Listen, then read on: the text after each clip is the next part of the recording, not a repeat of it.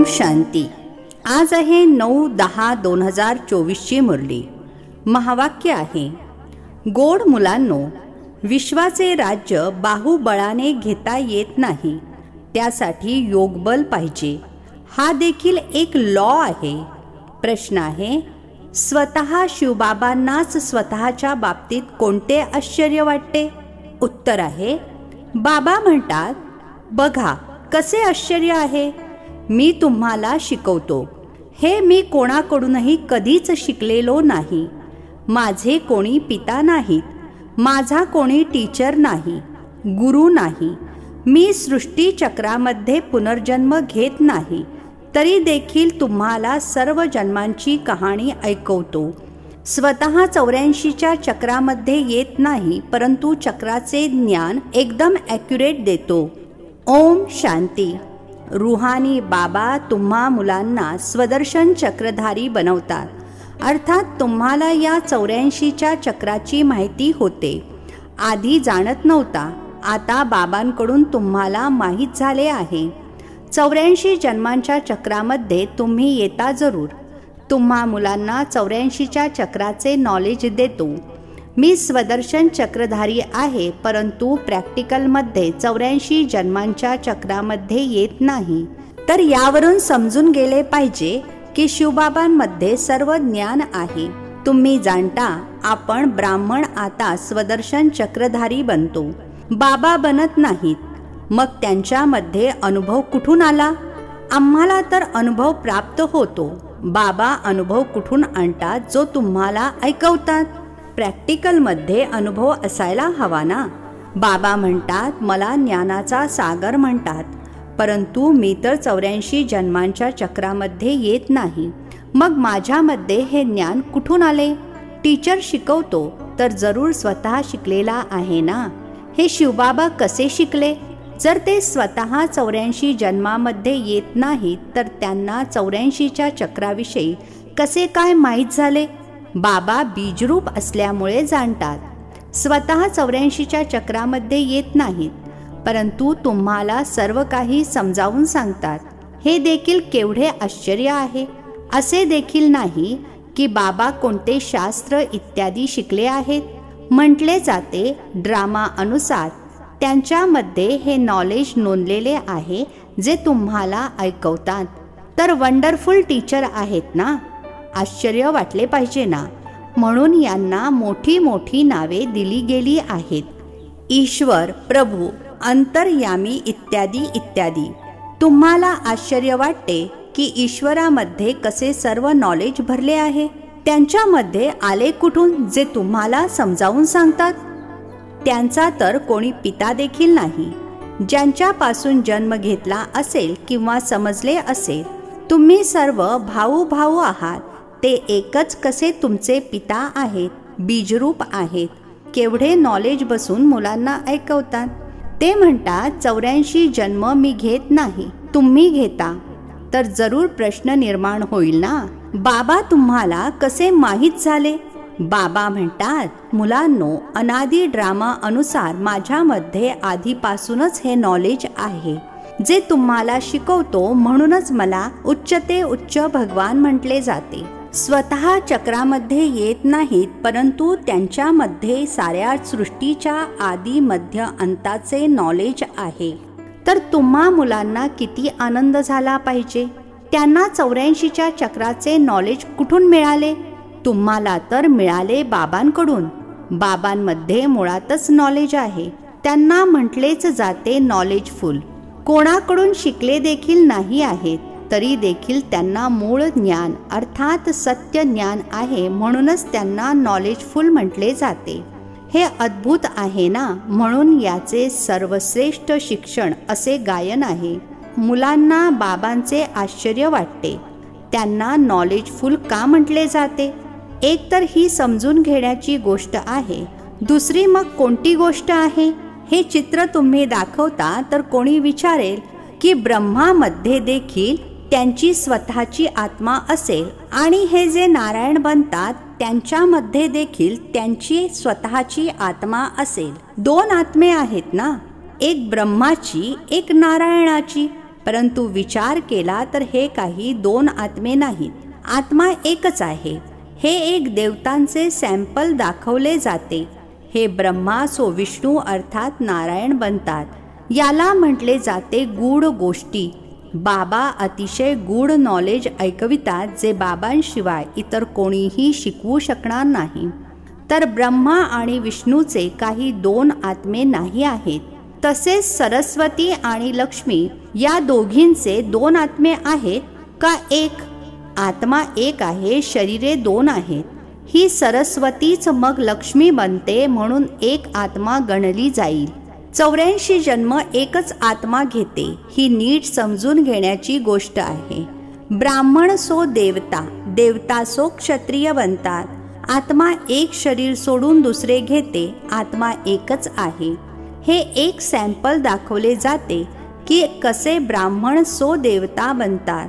हम सोचा अर्थ किती सुंदर आहे. याला म्हटले जाते अति गूढ गोष्टी. यामध्ये देखील सर्वप्रथम तर हे समजून घेतले पाहिजे की आपण सर्व एकाच पित्याची मुले आहोत. सर्व आत्मे खरे तर परमधाममध्ये राहणारे आहेत. इथे पाठ बजावण्यासाठी आले आहेत. हा खेळ आहे. बाबा तुम्हाला या खेळाचा समाचार बसून ऐकवतात. बाबा तर सत्य जाणतातच. त्यांना कोणीही शिकवलेले नाही आहे. या 84च्या चक्राला तेच जाणतात, जे यावेळी तुम्हाला ऐकवतात. परत तुम्ही विसरता. मग त्याचे शास्त्र कसे बनू शकते? बाबा तर काही शास्त्र शिकलेले नाहीत. मग कसे येऊन नवीन नवीन गोष्टी ऐकवतात? अर्धा कल्प आहे भक्ती मार्ग. ही गोष्ट देखील शास्त्रांमध्ये नाही आहे. ही शास्त्रे देखील ड्रामा अनुसार भक्ती मार्गामध्ये बनली आहेत. तुमच्या बुद्धीमध्ये या ड्रामाचे अगदी सुरुवातीपासून शेवटपर्यंत किती मोठे नॉलेज आहे. त्यांना जरूर मनुष्यतनाचा आधार घ्यावा लागेल. शिवबाबा या ब्रह्मातनामध्ये बसून या सृष्टी चक्राचे नॉलेज ऐकवतात. मनुष्यांनी तर थापा मारून सृष्टीचा कालावधीच किती मोठा केला आहे. नवीन दुनिया तीच जुनी दुनिया बनते. नवीन दुनियेला म्हटले जाते स्वर्ग, जुन्या दुनियेला म्हटले जाते नरक. दुनिया तर एकच आहे. नवीन दुनियेमध्ये राहतात देवी देवता. तिथे अपार सुख आहे. सारी सृष्टी नवीन होते. आता तिला जुनी म्हटली जाते. नावच आहे आयरन एजेड वर्ल्ड अर्थात कलियुगी दुनिया. जसे ओल्ड दिल्ली आणि न्यू दिल्ली म्हटले जाते. बाबा समजावून सांगतात, गोड गोड मुलांनो, नवीन दुनियेमध्ये नवीन दिल्ली असणार. हे अर्थात दुनियावाले तर जुन्या दुनियेमध्येच म्हणतात न्यू दिल्ली. याला नवीन कसे म्हणणार? बाबा समजावून सांगत आहेत. नवीन दुनियेमध्ये नवीन दिल्ली असणार. तिथे हे लक्ष्मी नारायण राज्य करतील. त्याला म्हटले जाईल सतयुग. तुम्ही या साऱ्या भारतावर राज्य कराल. तुमची राजधानी यमुनेच्या काठावर असेल. शेवटी रावण राज्याची राजधानी देखील इथेच आहे. राम राज्याची राजधानी देखील इथेच असणार. दिल्ली हे नाव असणार नाही. त्याला परिस्तान म्हटले जाते. मग जो जसा राजा असेल तो आपल्या राजधानीचे असे नाव ठेवतो. यावेळी तुम्ही सर्व जुन्या दुनियेमध्ये आहात. नवीन दुनियेमध्ये जाण्यासाठी तुम्ही शिकत आहात. पुन्हा मनुष्यापासून देवता बनत आहात. शिकवणारे आहेत बाबा. तुम्ही जाणता. उच्च ते उच्च बाबांनी खाली येऊन राजयोग शिकवला आहे. आता तुम्ही आहात संगमावर, जेव्हा कलियुगी जुनी दुनिया नष्ट होणार आहे. बाबांनी याचा हिशोब देखील सांगितला आहे. मी ब्रह्मातनामध्ये येतो. मनुष्यांना माहीतच नाही आहे की कोणता ब्रह्मा. प्रजापिता ब्रह्मा ऐकले आहे. तुम्ही ब्रह्माची प्रजा आहात ना, म्हणून स्वतःला बीके संबोधता. खरे तर शिवबाबांची मुले शिववंशी आहात, जेव्हा निराकार आत्मे आहात. मग साकारमध्ये प्रजापिता ब्रह्माची मुले भाऊ बहिणी आहात. दुसरे कोणतेही नाते नाही. यावेळी तुम्ही त्या कलियुगी नात्याला विसरता, कारण त्यामध्ये बंधन आहे. तुम्ही जाता नवीन दुनियेमध्ये. ब्राह्मणांची शेंडी असते ना, शेंडी ब्राह्मणांची निशाणी आहे. तुम्हा ब्राह्मणांचे हे कुळ आहे. ते अर्थात या दुनियेतील आहेत कलियुगी ब्राह्मण. ब्राह्मण जास्त करून पंडे अर्थात मार्गदर्शक असतात. एक आहेत ते धामा खातात अर्थात श्राद्धाचे भोजन खातात. दुसरे ब्राह्मण गीता ऐकवतात. आता तुम्ही ब्राह्मण ही गीता ऐकवता, ते देखील गीता ऐकवतात. तुम्ही देखील गीता ऐकवता. फरक बघा किती आहे. तुम्ही म्हणता कृष्णाला भगवान म्हणू शकत नाही. कृष्णाला तर देवता म्हटले जाते. त्याच्यामध्ये दैवी गुण आहेत. त्याला तर या 2 डोळ्यांनी पाहू शकतो. शिवाच्या मंदिरामध्ये बघाल तर शिवला स्वतःचे शरीर नाही आहे. ते आहेत परम आत्मा अर्थात परमात्मा.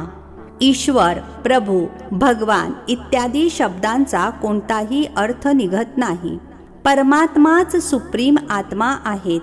तुम्ही नॉन सुप्रीम आहात. तुमच्या आत्म्यामध्ये आणि त्यांच्या आत्म्यामध्ये फरक बघा किती आहे. तुम्ही आत्मे आता परमात्म्याकडून शिकत आहात. ते कोणाकडूनही शिकलेले नाहीत. ते तर पिता आहेत ना.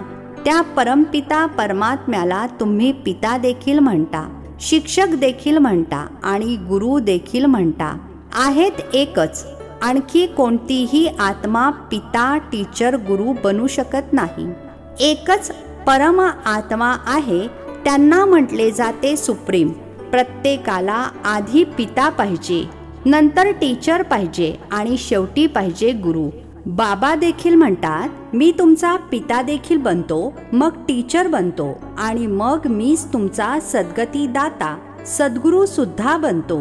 सद्गती देणारा गुरु आहेच एक, बाकी गुरु तर अनेक आहेत. बाबा म्हणतात मी तुम्हा सर्वांना सद्गती देतो. तुम्ही सर्व सतयुगामध्ये जाणार, बाकीचे सर्व जातील शांतीधामला, ज्याला परमधाम म्हणतात. सतयुगामध्ये आदी सनातन देवी देवता धर्म होता. दुसरा कोणताही धर्म नाही. बाकी सर्व आत्मे निघून जातात मुक्तीधामला. सद्गती म्हटले जाते सतयुगाला. पाठ बजावता बजावता मग दुर्गतीमध्ये येतात. तुम्हीच सद्गतीमधून मग दुर्गतीमध्ये येता. तुम्हीच पूर्ण 84 जन्म घेता. यथा राजा राणी तथा प्रजा जे त्यावेळेस असतील. 9 लाख तर आधी येणार. 84 जन्म 9 लाख तर घेतील ना. नंतर मग बाकीचे येत राहतील. हा हिशोब केला जातो जो बाबा समजावून सांगतात. सर्व काही 84 जन्म घेत नाहीत. सर्वात आधी येणारे 84 जन्म घेतात. नंतरचे कमी कमी जन्म घेत जातात. जास्तीत जास्त जन्म आहेत 84. या ज्या गोष्टी आहेत त्या दुसरा कोणताही मनुष्य जाणत नाही. बाबाच बसून समजावून सांगतात. गीतेमध्ये आहे भगवानुवाच. आता तुम्हाला समजले आहे.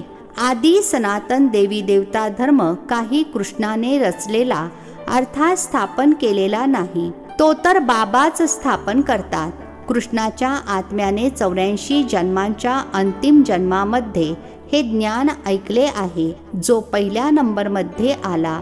या समजून घेण्याच्या गोष्टी आहेत. रोजचा अभ्यास करायचा आहे. तुम्ही भगवंताचे स्टुडंट आहात. भगवानुवाच आहे ना. मी तुम्हाला राजांचाही राजा बनवितो. ही आहे जुनी दुनिया. नवीन दुनिया अर्थात सतयुग. आता आहे कलयुग. बाबा येऊन कलयुगी पतितापासून सतयुगी पावन देवता बनवितात. म्हणून कलयुगी मनुष्य बोलावतात. बाबा येऊन आम्हाला पावन बनवा. कलयुगी पतितापासून सतयुगी पावन बनवा. फरक बघा किती आहे. कलयुगामध्ये आहे अपार दुःख. बाळ जन्मले की आनंद होईल. उद्या मृत्यू झाला तर मग दुःखी होणार. पूर्ण आयुष्यभर किती दुःख होते. ही आहेच दुःखाची दुनिया. आता बाबा सुखाची दुनिया स्थापन करत आहेत. तुम्हाला स्वर्गवासी देवता बनवितात. आता तुम्ही पुरुषोत्तम संगम युगावर आहात. उत्तम ते उत्तम पुरुष अथवा नारी बनता. तुम्ही येताच हे लक्ष्मी नारायण बनण्यासाठी. स्टुडंट टीचरची आठवण ठेवतात, कारण समजतात यांच्याद्वारे आपण शिकून अमके बनणार.